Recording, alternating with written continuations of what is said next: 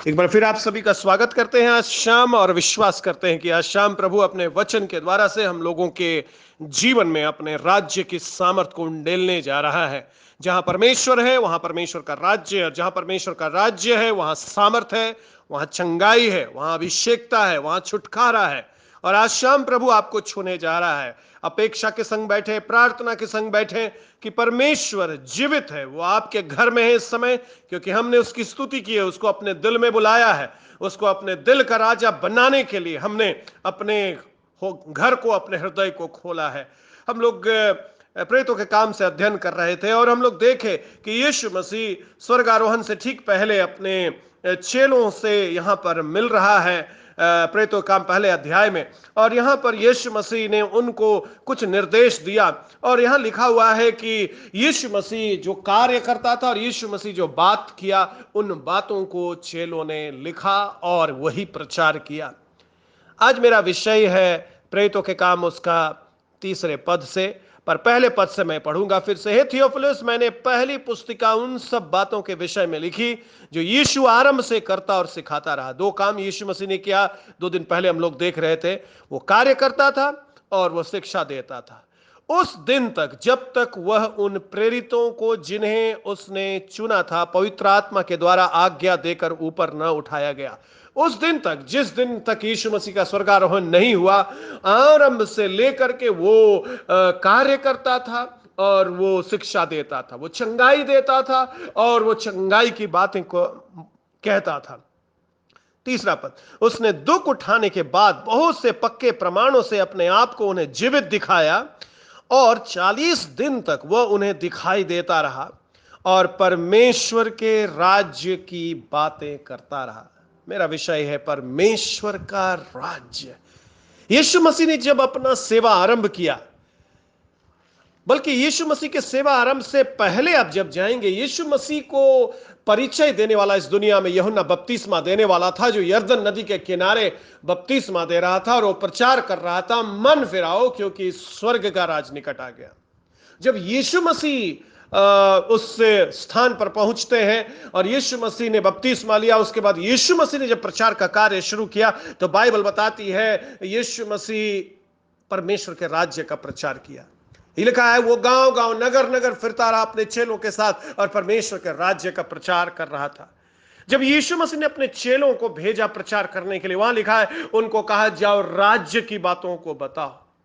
जब यीशु मसीह वचन कह रहा, लोगों से बातचीत कर रहा, कहा पहले तुम उसके धर्म और राज्य की खोज करो, तब सारी चीजें तुम्हें मिल जाएंगी। परमेश्वर का राज्य यीशु मसीह के प्रचार का, यीशु मसीह के इस दुनिया में आने का सबसे मूल कारण था। उसके प्रचार का मूल विषय यही था, और केवल उसके प्रचार का नहीं परंतु उसके कार्य का भी मूल विषय था परमेश्वर का राज्य। क्या होता है ये परमेश्वर का राज्य? क्यों यीशु मसीह परमेश्वर के राज्य का प्रचार कर रहा था? परमेश्वर का राज्य का मतलब है परमेश्वर का हृदय। परमेश्वर का हृदय परमेश्वर के राज्य को दर्शाता है। परमेश्वर का राज्य किसी भी राज्य से कहीं ज्यादा वैभवशाली है जो मानव इतिहास ने देखा हो। परमेश्वर का राज्य हमें जिंदगी जीने का कारण देता है मेरे प्रियो। परमेश्वर का राज्य बिना सीमा का होता है, असीमित है, क्योंकि वो असीमित परमेश्वर का राज्य है। परमेश्वर का राज्य बहुत बृहत है, परमेश्वर का राज्य बहुत विस्तारित है। परमेश्वर का राज्य हम अपने कल्पना में उसको पूर्ण रूप से समझ भी नहीं सकते हैं। और परमेश्वर का राज्य में इतना स्रोत है जो कभी कम नहीं होता है। परमेश्वर का राज्य में कभी भी आनंद घटती नहीं है। परमेश्वर के राज्य में कभी भी शांति घटता नहीं है। परमेश्वर के राज्य में कभी भी चंगाई घटता नहीं है। परमेश्वर का राज्य का अर्थ है कि परमेश्वर वहां का राजा है, वो राज्य। यीशु मसीह ने अपने सेवकाई में कहा, लोग जब बोलेगा वहां राज्य है, यहां राज्य मत जाना, क्योंकि राज्य किसी भौगोलिक स्थान पर नहीं मिलेगा।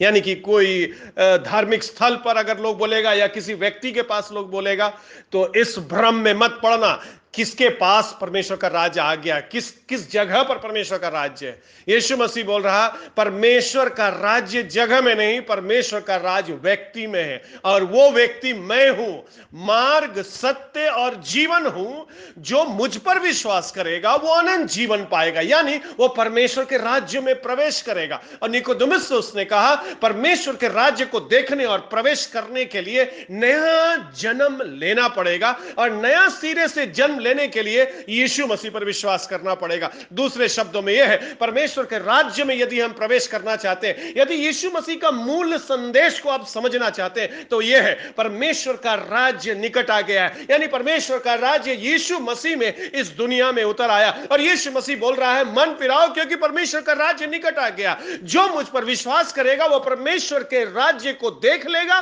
परमेश्वर का राज्य में प्रवेश कर जाएगा। और आज शाम यीशु मसीह का इसी बात को हम लोग याद कर रहे हैं। अपने चेलों को वो बोल रहा है, 40 दिन तक यही सिखाया, जाओ और परमेश्वर का राज्य का प्रचार करो। यीशु मसीह सारा जीवन परमेश्वर का राज्य का प्रचार किया, और यीशु मसीह ने अपने चेलों को यह जिम्मेवारी दिया, हमारे जाने के बाद भी तुम्हारे प्रचार का यही विषय होगा। किसी धर्म के बारे मत प्रचार करना जा करके, किसी विशेष संस्कृति की बात को लोगों को मत सिखाना, किसी विशेष खान पान लोगों को मत सिखाना, किसी विशेष पहनावे को लोगों को मत सिखाना। एक ही चीज सिखाना, परमेश्वर का राज्य, परमेश्वर का राज्य का प्रचार करना। परमेश्वर का राज्य यानी प्रभु यीशु मसीह, जो परमेश्वर का राज्य को लेकर स्वयं इस दुनिया में आ गया। प्रेतों के काम में हम लोग पाते हैं परमेश्वर का राज्य, चेले लोग जो प्रचार कर रहे हैं उनके प्रचार में परमेश्वर का राज्य है। 19 अध्याय 8 में लिखा, प्रेतों के काम, पौलुस जो है आराधनालय में जाके परमेश्वर का राज्य का प्रचार कर रहा है। याकूब अपने पत्र में लिखता है, हम लोग राज्य के उत्तराधिकारी बन गए हैं। प्रकाशित वाक्य उसका 11-15 में लिखा है, यह संसार का राज्य मसीह का राज्य हो गया है। और यीशु मसीह ने स्वयं कहा, धन्य है वे जो मन के दीन हैं, क्योंकि स्वर्ग का राज्य उन्हीं का है। कौन लोग स्वर्ग का राज पाएगा? जो मन का दीन है, नम्र लोग हैं, घुटना टेकने वाला लोग है, आराधना करने वाला लोग है, स्तुति करने वाला लोग है, अपने जीवन को स्वयं चलाने वाला नहीं परंतु यीशु के हाथ में देने वाला लोग है। यीशु मसीह ने यह भी कहा, धनवान का परमेश्वर के राज्य में प्रवेश करना उतना ही कठिन है जितना ऊंट के सुई के नाके में से निकल जाना।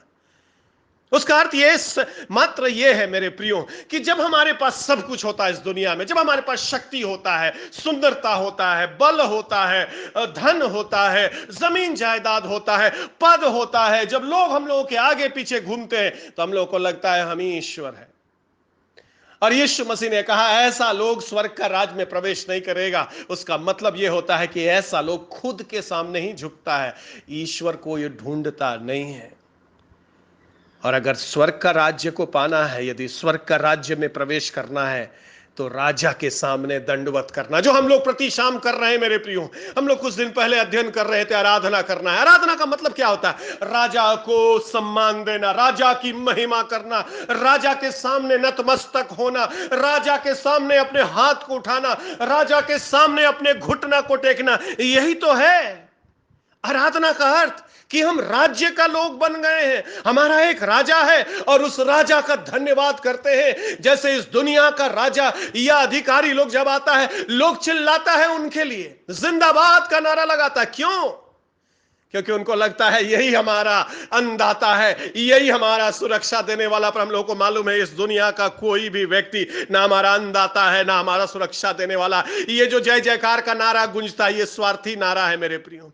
पर जब यीशु के सामने हम लोग नारा लगाते हैं तो इसलिए नहीं कि हमको अन्न देगा और हमको बल देगा, इसलिए क्योंकि हमको मालूम है इसका राज्य का अंत नहीं होगा, इसका कोई इलेक्शन नहीं होता है। ये अनादिकाल से अनंत काल तक का राजा है, इसका राज्य का अंत कभी नहीं होगा। वचन में लिखा हुआ है, ये दाऊद के सिंहासन पर बैठेगा और इसके राज्य का अंत कभी नहीं होगा। ये अनंत काल का राजा है। इसलिए आज शाम जब अपने अपने घरों में, अपने अपने गांव में, अपने अपने जगह पर हम हम लोग घुटना टेके हैं और परमेश्वर के सामने बैठे हैं, वचन को देख रहे हैं, तो याद करिएगा हम लोग राज्य का लोग हैं, हम लोग परमेश्वर का राज्य का लोग हैं। हम लोग किसी धर्म से जुड़े हुए नहीं है, हम लोग परमेश्वर के राज्य को देखे हैं, परमेश्वर के राज्य में प्रवेश कर गए हैं। यीशु मसीह हमारा राजा है, हम उसी के सामने झुकते हैं, हम उसी की महिमा करते हैं, नया गीत उसी के लिए गाते हैं, जय जयकार उसी का करते हैं, अपना सम्मान उसी को चढ़ाते हैं और कहते हैं प्रभु हम मन के दीन होना चाहते हैं, हम अपने आप को नम्र करते हैं,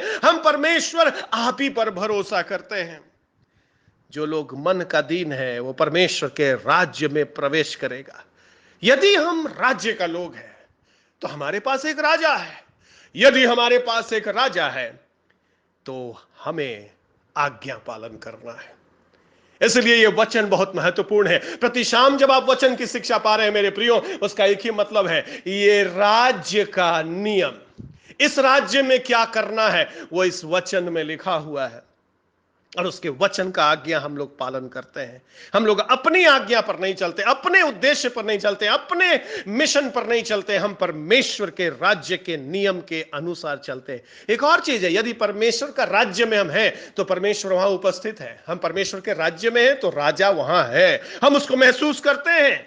जब दुख में से जाते हैं, परेशानी में से जाते हैं, हम पाते हैं वो हमको पकड़ा हुआ है, वो हमको छोड़ेगा नहीं।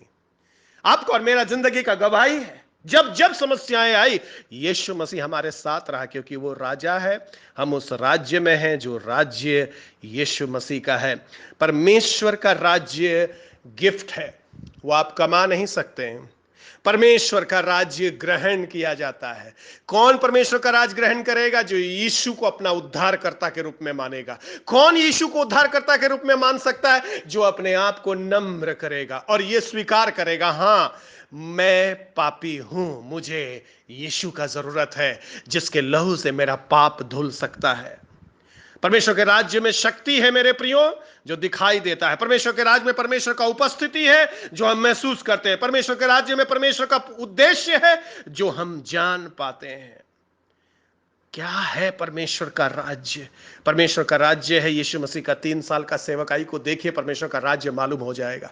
परमेश्वर का राज्य में प्रेम है, परमेश्वर का राज्य में सामर्थ्य है, कोई सीमा नहीं है, ना राष्ट्र की सीमा है, ना भाषा की सीमा है, ना ही संस्कृति की सीमा है। क्योंकि जब अंतिम दृश्य यूहन्ना ने लिख दिया तो उस सिंहासन के पास राज्य का लोग खड़ा है और वहां लिखा हर भाषा का लोग खड़ा है। एक भाषा का लोग नहीं है, केवल इब्रानी भाषा बोलने वाला या केवल अंग्रेजी भाषा या केवल हिंदी भाषा बोलने वाला नहीं है। सब भाषा का लोग, सब कुल का लोग, सब जाति का लोग, सब रंग का लोग, क्योंकि राज्य सब लोगों का है। इस राज्य में कोई विभाजन नहीं है, इस राज्य में कोई भेदभाव नहीं है, इस राज्य में कोई छोटा और बड़ा नहीं है। ये राज्य सब प्रकार के लोगों का है और इस राज्य में चमत्कार होता है। इस राज्य को अगर देखना है, इसका सामर्थ्य को, तो यीशु मसीह का जीवन को देखिए। ये राज्य चमत्कार को लाता है। प्रतिदिन हमारे जीवन में चमत्कार होगा यदि राज्य की मानसिकता से हम जिएंगे, राजा के सामने झुकना शुरू करेंगे, राजा को दंडवत करना शुरू करेंगे। प्रतिदिन वो राजा हमारे अंदर राज करेगा और चमत्कार करेगा। जानते हैं कहां चमत्कार नहीं होता है, कहां पर परमेश्वर का आशीष हम लोग देख नहीं पाते, कहां परमेश्वर का आग नहीं देख पाते हैं? जहां आराधना नहीं है, जहां पर आज्ञाकारिता नहीं है, जहां लोग सोचते हैं हमने बपतिस्मा ले लिया, हम प्रभु भोज लेते हैं इसलिए हम परमेश्वर के राज्य के लोग हैं। नहीं मेरे प्रियो, ये तो कर्म कांड है, शारीरिक कर्म कांड है, इससे कोई राज्य का नहीं होता है। जो सबसे बड़ा बपतिस्मा है वो मन का बपतिस्मा होना है। जो सबसे बड़ा निर्णय लेना है वो पापों से अपने आप को विमुख करना है। वो परमेश्वर की आज्ञा मानने के लिए प्रतिदिन प्रतिबद्ध होना है, प्रतिदिन वचन पढ़ना है। तभी हम परमेश्वर के राज्य के सामर्थ्य को हम अपने जीवन में देखने पाएंगे। अंधों की आंखें खुल रही है, लंगड़े चल रहे हैं। जब परमेश्वर का दास भेजता है यीशु मसीह के पास चेलों को अपना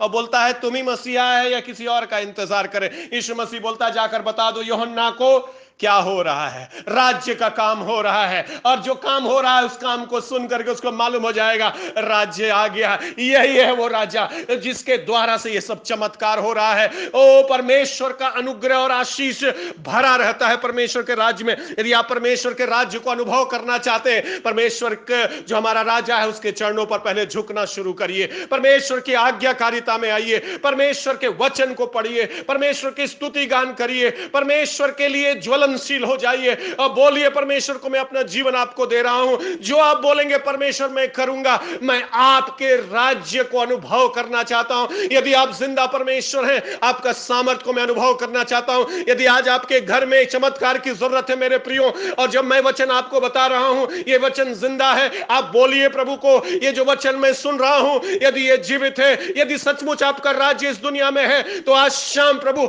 मेरे घर में आप चमत्कार करिए, मेरे जीवन में आप चमत्कार करिए, अपना सामर्थ उंडेल दीजिए प्रभु। और परमेश्वर मैं जानना चाहता हूं आपका राज्य का सामर्थ को। गला लगाने वाला राज्य है ये, पापियों को गला लगाने वाला, क्षमा देने वाला राज्य है ये। वो धर्मी लोग नाराज हो जाते हैं इस राज्य को देखकर, पढ़े लिखे लोग नाराज हो जाते हैं इस राज्य को देखकर, क्योंकि ये राज्य बराबरी का दर्जा दे देता है सब लोगों को। और आज शाम आइए प्रभु का धन्यवाद करें, वो राज आपके लिए और मेरे लिए खुल गया है। वो राज्य पैसों से नहीं मिलता है, वो राज्य अपने आप को समर्पण करने से। वो राजा खड़ा है राज को लेकर। कौन है जो राज चाहता है?